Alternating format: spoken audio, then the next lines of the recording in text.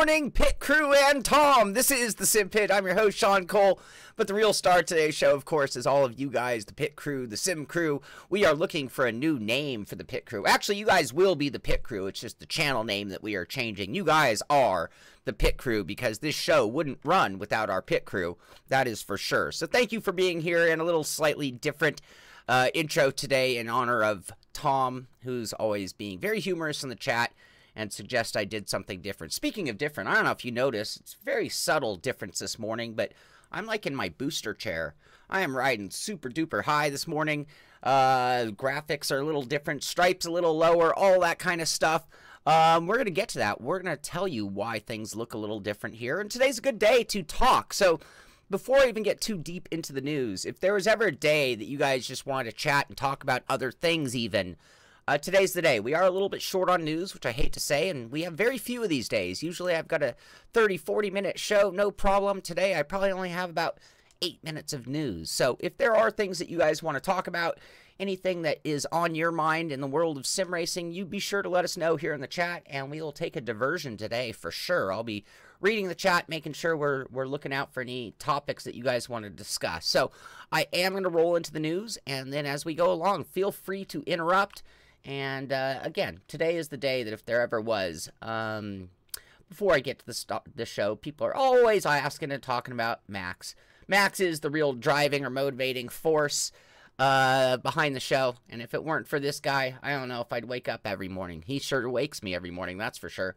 But Max, I do love that dog, and he is a big part of my enthusiasm of being here in the show. No, Stan, I haven't had a chance yet. I'm going to do that before tonight's race for sure. I need to go purchase something. Profile's only this thick. I need it to move that much. We're going to get to that in just a moment, though. So let's get into the news real quickly, and we're going to come back to the topic of my pedals and my booster seat here. So what do we got? Drive Hub. I'm still way behind on that one, T-Bone. I need to use it because I was having trouble mapping controls for Codemasters F1 2017 of all games. So what is going on? Forza has another bounty hunter. This is sort of like the challenges that we throw down for each other. The voice of Le Mans, John Hindhaugh, gamer tag Makem73, MAKEM73. Can you beat him? It's going to be the Le Mans challenge in Forza. Forza one of two sims to recently add Le Mans to their package, to their game. And you can take him on and see if you can take him down. And the big tagline for them is, the question is, can you beat him? But the big question is, which car would you use to take him on with? So there's a challenge of somebody famous that you can go see if you were faster than them or not. We have no idea how much time or effort he put into it, but at the same time, is there any limit on how much time and effort you can put into it? So, no, Michael, that's a great question. Has anybody out there tried the weather and nighttime mod for Assetto Corsa? I'd love to hear some feedback on that. I was so busy yesterday, I did not get a chance to do that. Beyond that, Tora, I don't know Tora. The name sounds familiar. I don't know it, but they are having a painting competition for them. They want you to design a special livery for the upcoming 24-hour of Spa. So if you're interested in doing that, you can find that retweeted at the Forza Twitter page. In addition to that, Full Throttle Media, they've done an article. It's actually a video talking about rapid growth of esports and where we're at, where we're going, and things like that. And they do a lot of interviews. So I found this via the Forza Twitter page. They retweeted it from Full Throttle. But if you go there, what they have is a little paragraph describing it. And then a whole article here, Forza Racing Championship, Racing Esports. Where are we at? Where are we going? And 30 minutes long. And just kind of a kind of state of the union of sim racing, or better yet, state of the union for esport. Randy Welch, thank you so much. That's doubling up today, and you're doing it just to cover Michael Clark's honor. Thank you so much. I really appreciate it. You guys really keep me going. I got to tell you that. If there was ever a day that I was like feeling like that YouTube blues, which I don't yet, but it's hard to feel that way when you get that kind of support from people. So anyway, cool video out of Forza, Full Throttle, and the state of sim racing, state of esport. A couple of things from the Formula 1 game, guys, as Codemasters. Red Bull Esports tweeted out, and this is at Formula 1, the game, join Max Verstappen. So once again, can you beat Max? Max is a monster on the track where he crashes cars at the cost of millions of dollars. He is a monster at sim where he crashes cars and costs nothing, but he's lightning fast. There's no denying that. So can you beat a 1:12.436 at Circuit de Gilles Villeneuve in Canada? So that is the gauntlet being thrown down by one of the fastest guys on Earth. So that's one that, if I could get my controls working, I'd like to go after him. I might have to give it another go. Might have to try out that drive hub just to get it working. Thank you very much, Ray Sleep. I appreciate that very much. Been doing this quite a long time, if you think about it. And I think it's really starting to get good. I don't mean the show. I mean our industry. It's like, wow, we've been such an underground, almost like a cult type thing with sim racing, but I feel like we're really starting to stretch our legs. Bertus, we're going to talk about that. I don't definitively have an answer on Brendan. It's sort of a big mystery. I think there's some secret stuff going on with Brendan. Maybe he gets a bye as a reigning champ. Maybe there's a champions team. I don't know, but I know he is involved, and we are going to talk about that. So now that you brought that up, one of the other things they did talk about at Formula 1 game, before I leave the Codemasters Twitter feed, or Formula 1 game Twitter. So they have their highlights of race 2 at Monaco. And this is the end of their pro draft preseason for the pro draft. So at this point, all of the drivers have made their qualification runs. Every driver who's going to be eligible for the draft has done their thing. I was hoping we could find... Do you have a list of the drivers? I have it in a fragmented form, but I have not seen a straightforward list of car, please, of who is now eligible. I know 3 by 3, like event by event. I do know, but I don't know exactly who is eligible. Now, where did my PDF go? Here we go. So what we do have, this is actually sent to me by Brendan.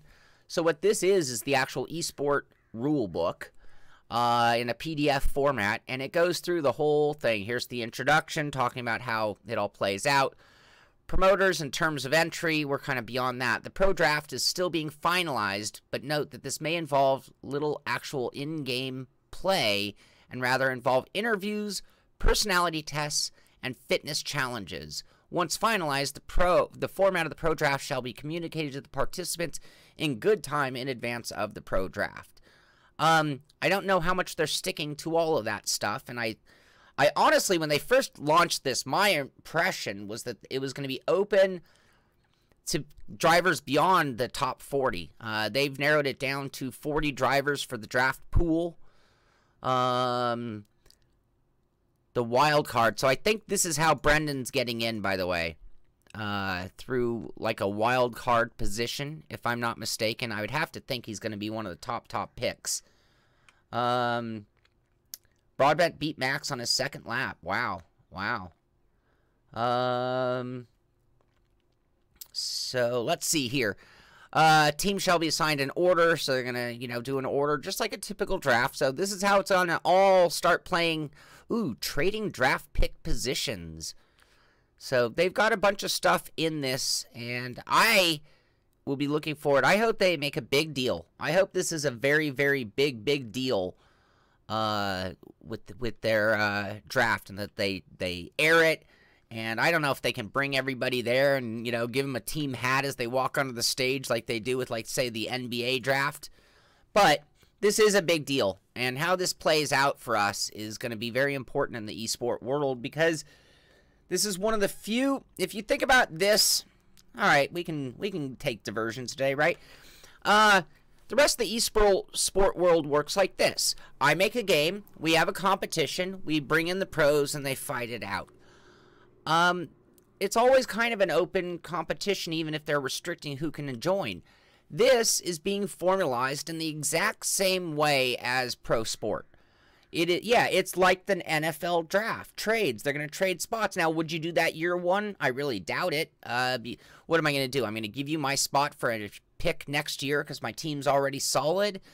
I don't know. It'll be interesting how that does play out. But much more organization and much more control by Formula One or Codemasters than any other esport that really comes to mind for me, the way they're doing it, with the teams having to draft players, not just hire them. Any other thing, it's like, hey, what, shooter game hot gun did you hire, Top Gun, in order to get him on the team versus you have to draft him. All right. Moving right along, but it is a lot of food for thought on what's going on there with the whole draft, and think of the names who are in it. I mean, I've seen some huge names in that competition. They're gonna, in some cases, if they're a red line driver, they're gonna have to kind of run for 2 teams now. It's all very strange, but it's so new, so new. What did Jamie say that was a good idea? I missed that one. I'm sorry.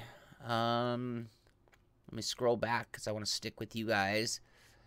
I cannot see what Jamie said. Okay, sorry. I wasn't that timed with it. The crew too. So they are giving you information on what will happen after the launch of the game with DLC, what's going to be included in the Season Pass and the Gold Edition. So if you want more information on the crew, they do have a video. This is the crew 2. I should call it the crew 2 because they just shut down or made it clear that they are no longer going to support the crew. No more updates or any of that. So in this video here, they talk about new content and stuff that'll come, and they kind of make their argument for whether you'd want to buy the Gold Edition or Season Pass. So there you go. Fanatec. Now, this is kind of funny. So, the time has come was their original announcement on the 30th. 2 hours ago, the exact same post with a new link. The time has come to say fair's fair. But then when you go to the link, it takes you to their store. But there's nothing there. So, we'll call this the fail of the day from Fanatec. Now, I assume at some point today, you are going to be able to order the podium. I mean, it's the same line as the podium announcement back on the 30th. And again, you click the link and it takes you to their store. I don't think that's a mistake. And in the title here, it says Fanatec.com EU/EN blog Fanatec Direct Drive. So I am assuming that at some point today, I mean, I could be wrong. I'm just kind of speculating based on the way it's playing out, that we will be able to order the wheel. Or you will be able to order the wheel. This is just something. I saw this picture, and it's a picture of the pedal set. This is actually the rudder set for Thrustmaster flight gear.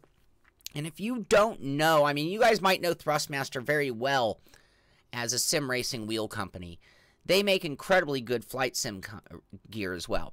And the reason I'm talking about this is almost my other fail. And, I love Thrustmaster. They have been so loyal to the sim racing world, and whether they're your favorite now or not, you have to give Thrustmaster credit for being one of the companies who has just always been there for us sim racers. And that's a good thing, and they make some quality products. And when I think about that rudder set, when I think about the handbrake shifter that they just when I think about their new upper line of steering wheels that they have, here's my big question to Thrustmaster, and I really got to think about who's running the ship over there and what they're thinking, but what about pedals for racing? I mean, how many years do you go with inadequate pedals? I mean, honestly, I take Logitech pedals as quickly as I take Thrustmaster pedals, and that is not saying a lot. So as you guys make such incredible looking flight rudder pedals, as you make such a cool hand brake, which I haven't tried yet, but I supposedly was on the way, and I think I lost an email maybe. I got to work on that again. But come on, guys. Build a pedal set. If you build a pedal set, it elevates the value and the quality of your wheels. Your wheels can rival the other wheels on the market. It's the pedal game that you're losing at, and why, if you think or feel that you're losing or not getting the market share you deserve, Thrustmaster, I'm telling you right now, it's the pedals. Change your pedals, and the perception of your product will completely change. Yeah, good point, Darren. Way back when they made a load cell mod, and it had an issue, and they never went back to it. We tried it. It worked. Well, one of the two worked. All they need to do is continue development. Tech makes a Thrustmaster load cell mod that changes the pedal. There are a few of them out there, but go back to the drawing board. And I don't care if you release them as a standalone pedal and then include them in kits later. You guys need to get it together. I do, Bryce. I think that's the new face of the live show is there's no filter. I mean, I'll always be politically correct and speak. I'm not trashing. I think Thrustmaster is one of the greatest companies out there. But if they want to know why they're just not automatic by default the best, I feel it's the pedals. Anyway, that's another little mini rant. Give me no news and you're going to get me to rant, I guess. That's the bottom line.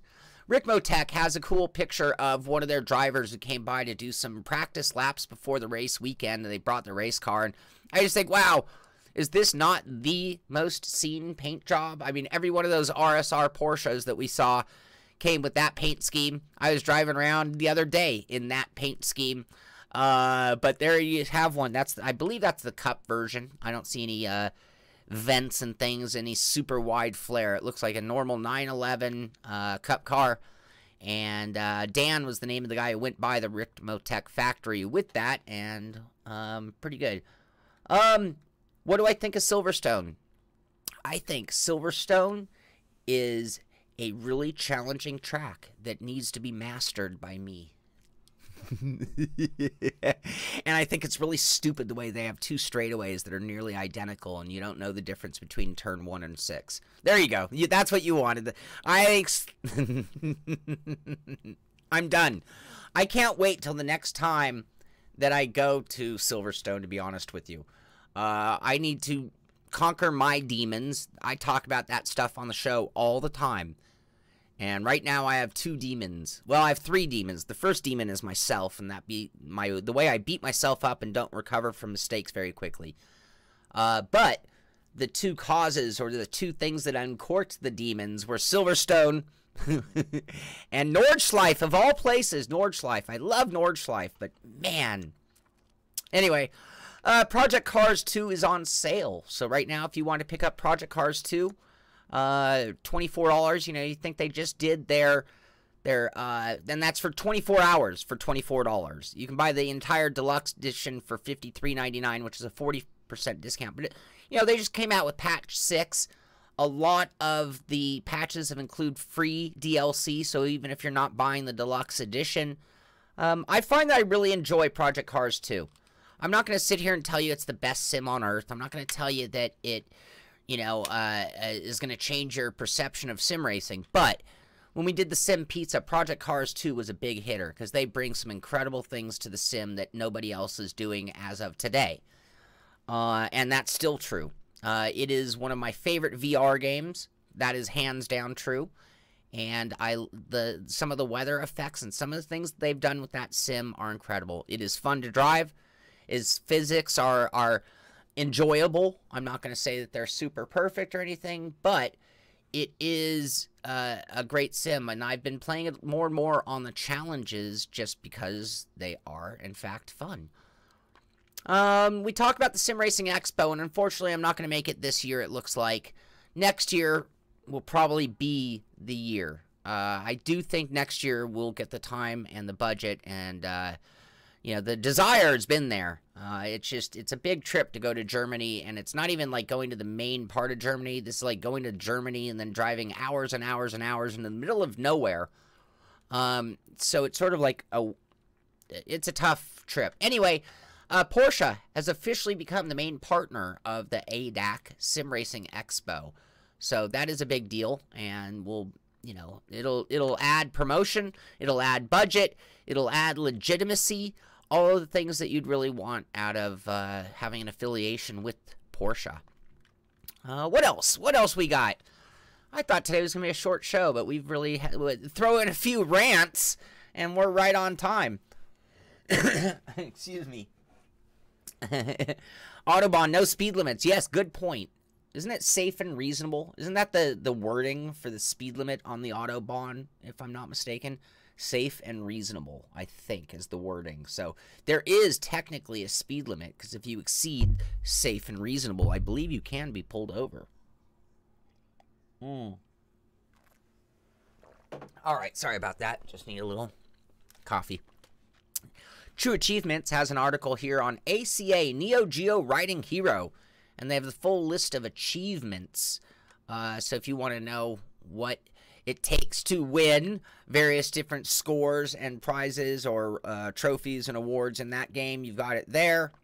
I thought I had another one of those. Yeah, True Achievements also had the MotoGP 18 achievement list. Excuse me. A couple little burps there. Same thing, just letting you know the name and the description of the various different champion achievements in single-player mode. And if you're going to be interested in either of those games and you want to know in advance, I always wonder, do I want to know things in advance? That's sort of a funny thing. Here, my job is to be on top of the news, tell you all the new things. And somebody mentioned yesterday that Red Dead Redemption was going to be at E3, and was I going to go play it? And I thought, man, I'd love to play it, but there's no way in hell I'm going to wait in a long line to play a game that I know that I'm going to buy.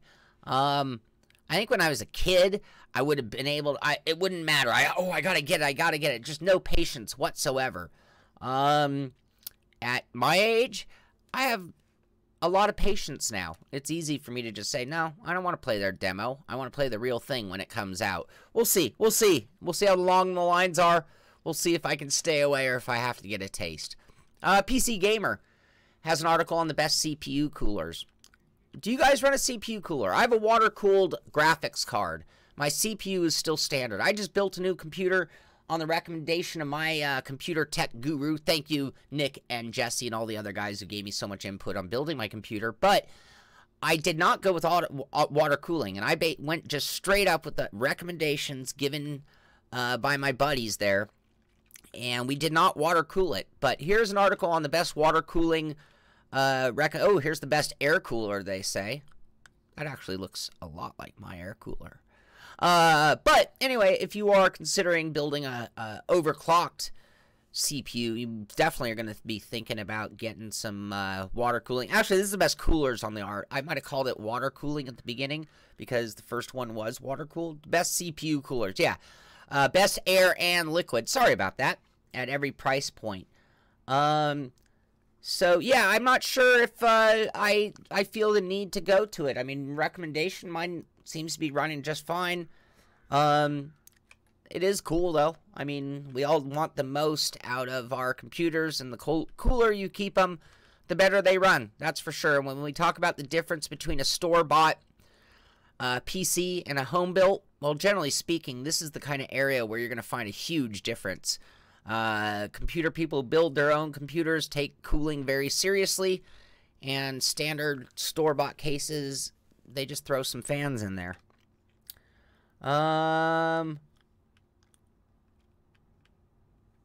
Hey, Vermin, all right, I'm going to read that out loud. Final round of the SRO F3 Assetto Corsa Championship this Tuesday. Vermin Racing looks set to win the team championship, and they will be moving forward to SRS for next season. So congratulations, and the best of luck to you guys. That is very, very cool. So, Elliot, TSPC or CSL Elite? I would have to do some math. That's a tough call right there. I think I actually lean towards the TSPC, because if I'm going by memory, the TSPC does not come with pedals, and I've seen that wheel at a very affordable price, and then I could go buy a quality set of pedals and come in at about the same price as by the time you bought everything you needed to have a CSL Elite running. The other thing, to make those wheels apples to apples, you're going to have to go with one of the upper end Fanatec rims. Nothing with that little clamshell thing. That's kind of cheating the price. but you're not going to get the performance of the quick release, the lock that it really has on that. So I think by the time you build up a CSL with pedals with a proper rim, or add pedals to the TSP PC, I think I would go that route. But it's very close, and it's also, they're so close that I'd almost call them equal to an extent. No, I think I prefer the TSPC. It's a stronger wheel, if I'm not mistaken, also. Sorry about that. This was our thumbnail of the day, and we had a little conversation off the air before. Oh, Billy, I'm glad you're here and you mentioned that. I'm going to talk about that again in just a second. Carbuzz has this incredible, look at this thing. That is made of Lego. That is a McLaren 720S made out of Lego. And we've all speculated on what this would actually go for. There's the real car. Funny, all their pictures of the real car with the wings down. There we go. There's the real car. I mean, we all know this McLaren. Oh, come on. Come on. And there is that one. The finished product weighs in at 3,200 pounds. That's 300 pounds heavier than the real car, by the way. Really well done and very cool. And I think all of us have been Lego people at some point in our lives. So there's that one. And then again, going back to that, which is darn near perfect. I also like the effect it gets, like the topographical map look to some of the depth and change. I do like that quite a bit. Let's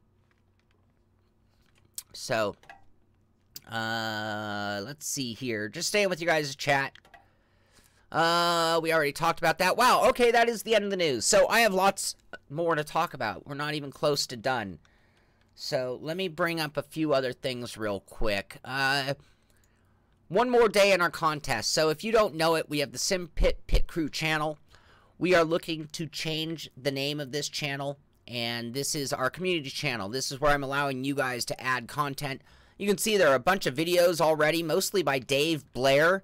He's been sort of the backbone of this program. Thank you, Dave. Thank you very much for keeping that going. Love to get some other people contributing to this, but we're also changing the name. So, if you have a suggestion for what we should call the Simpit Pit Crew channel, you need to email me, Sean, S-H-A-U-N at thesimpit.com, Sean at thesimpit.com, and in the title, just say renaming or change the name of the pit crew, and then let me know what you think we should call it. Tomorrow at noon, I will cut off taking submissions, but the winner is going to get a Simpit t-shirt and stickers. So whoever has the winning suggestion, and then tomorrow at noon, I will put it together for our patron group to vote on what we name that channel. And then sometime next week, we will make the transfer, change the name of the channel, and it will become permanent. So I got some great suggestions already. We're going to have some cool names to vote on, and I'd love to see some more. And I'd love to have you guys eligible for a t-shirt. So please send it in, and you could win. Billy Strange is here in the house. I mentioned yesterday he is actually going to be at E3 doing the announcing. So the big difference between yesterday and today is I did confirm that Assetto Corsa Competizione is what Thrustmaster is going to be using for their hot lap competition. So I wasn't sure if they're going to do like maybe an F1 2017 for the hot lap and then a demo of Competizione, but it is going to be a hot lap competition in Competizione with Billy Strange calling the action at the Thrustmaster booth at E3. Should be very cool. I'll be there Tuesday to check that out for sure. So got that covered. What else? Okay. I threw down the gauntlet yesterday. I said, hey, Project Cars 2, the main challenge, the rally car challenge. What can you guys do? I ran a 30 point something. This isn't hard. It's a short lap. I was only good for 32nd on the board. Just to give you an idea, it's a really fun event. I got a little footage here of what I did. I don't think this is my best lap. It is in the light rain. It's in the rally car. You're going to need the handbrake. You're going to need to do some Scandinavian flicks. You are going to need to really motor that rally cross around to beat my time even. And let alone to get up into that top 10 on the leaderboard. But I'd love to see you guys give it a shot. Love to see what kind of work you can do. That's me running against the ghost of the guy in 9th place, I do believe. And I think I got a little closer than that. Come on. I don't even know which clip I grabbed. I just grabbed one just so you guys could see. But I'd love to have you guys go out. And if you go to Project Cars 2, again, this is the first challenge, the one with the Project Cars 2 image. And I believe there are still 4 days for you to get a lap time in.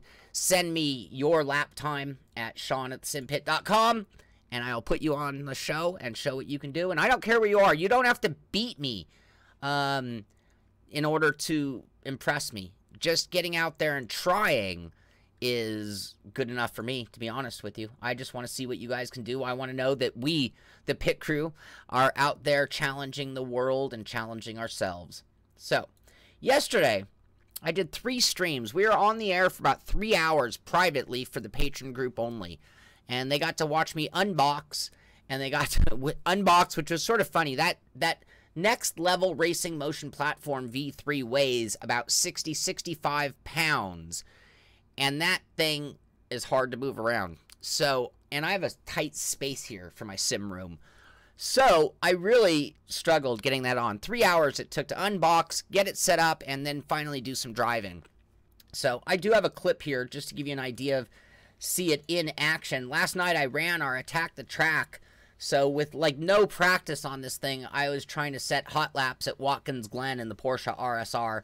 That clip is actually me doing testing with the group. This is live. This is from the live stream with the patron group.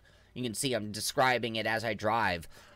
Tomorrow at 11 a.m. tomorrow morning, I am just going to fire up live, and I am just going to jump from sim to sim to sim and work on some settings and just try it out and beat this motion rig platform up as much as I can.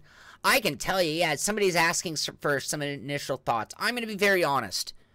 When I saw the image of it before it got here, when I saw the size of the box, I thought, man, and I've never driven one of those DIY windshield wiper ones, but it always, I just thought it would be really clunky and weird and maybe make a bunch of rattling noise and just feel inadequate. And, you know, but that, keep in mind that I've spent my life of motion sims driving CXCs, Crudens, Sim Experience.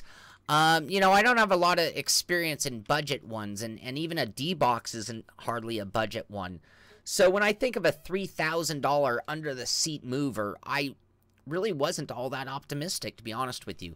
I can tell you that so far I've been pleasantly surprised. It is way too early to give you an actual opinion, because I think in sim racing, we are really affected by the placebo effect. We love things, we hate things right out of the gate. And then we find out that maybe we are a little wrong, or we didn't get our setup right, or we didn't make the settings right. And so it's really too soon for me to give you a full opinion on it. But I can tell you that I've been pleasantly surprised so far. And it brought a smile to my face. It was enjoyable. And you know, we'll find out tomorrow. Well, we'll find out tonight, because tonight we will actually be racing the Sim Racing Series, Porsche 911 RSR, 991 RSR at Watkins Glen. That's going to be tonight at 6 p.m. I will be racing in this seat. I will have it turned on, motion and a league race. You know, when I test things, I throw them into the deep end. I don't just play around or dabble. I'm going to run a real race. I'm going to put I'm going to put my points, my pride, my live stream on the line. So tonight, oh, excuse me. Wow. Tonight, we will see it in action, and we'll really get to know. I can't tell you, Bryce, if it's negative. Yes, at first, it was negative at first. And then in the end, I dialed it down, so it was moving a little less aggressive, a tune on it, so to speak, and it became less distracting. The other thing is, there is an acclimation process or time when it comes to motion. If you just jump into it, I don't care. You can get in the boat, you go get in that McLaren simulator, and at first, it's going to be a little overwhelming and a little distracting. And until you really get to the point that you're moving in sync with it, just like force feedback, if you make a big equipment change, it's not going to work. You get it dialed in for you, and everybody has a different expectation. I mean, when I jumped on it and I hit the brakes, it really threw me forward, and I'm like, oh, that's too much. That doesn't even feel realistic. Let's turn that down. Sometimes on some of the heave, some of the up and down, like on a bumpy track, it was like, wow, if my car setup felt like that, I would go right back to the pits. I wouldn't even drive down a straightaway with a car floating like that. So it really comes down to tailoring it, and I think that tonight, with a little less motion, with a little more laps under my belt, by the end of the race, it will not be a distraction. Will it make me faster? I don't know if that's even a fair question, but we'll know more tonight at 6 p.m. when we race, and 11 a.m. tomorrow when we literally are just going to go from sim to sim to sim, and it looked like it supported just about every sim out there, so we'll find out if it does or doesn't. So again, tonight, 6 p.m. we have that, and then finally, before I get off the air, last thing I'm going to finish with is 11 a.m. So in just a few hours from now, we will be doing a live interview with Jack Keatley of Avid Chronic Racing. This guy is absolutely in the top list of sim racers. And one thing that I think is great about Jack, I don't think of him as a specialist. I think of him as one of the best all-around sim racers. I mean, you could put Jack in iRacing, Assetto Corsa, R-Factor, Codemasters, Project Cars. He is one of the fastest in every sim he drives, which is actually fairly rare because a lot of the aliens are kind of specialists. Sure, they're going to be quick in any sim, but they always are fastest in one or the other. I think Jack is a little more versatile, and I think he's really primed to be one of the guys. I mean, look at him with his long hair. You got to love it. But Jack is going to be one of those guys I think we'll really be knowing his name and hearing about him in the esport world over the next 5-10 years for sure. I think he will be one of those big names and somebody. Yeah, it's the hat mullet. Everybody's accused that of being a mullet. We'll have to find out. Maybe we can get him to take a hat. Don't know what attire he'll show up, but we'll talk to him about his equipment, his approach to sim racing, his mindset, and some of the things that maybe he thinks that he does that some of us don't. What makes him so fast? So hopefully get those answers from him. That's today at 11. So there you go. Look at that. No news turned into a 38-minute show, but I guess when you're just hanging out with your friends, it's easy to just get carried away and do your rants and do your conversations and have your talk. So anyway, the main point, sim racing's awesome. Hanging out with you guys is awesome, and we'll be back for all those shows that I just told you about. In addition, the OSW, the SimCube OSW wheel is officially in the editing bay. So hopefully we'll get that coming along as well. So busy times here at the Simpit. Thank you for being here. Have a great day. This is the Simpit. I'm Sean Cole, and I'll see you on the track.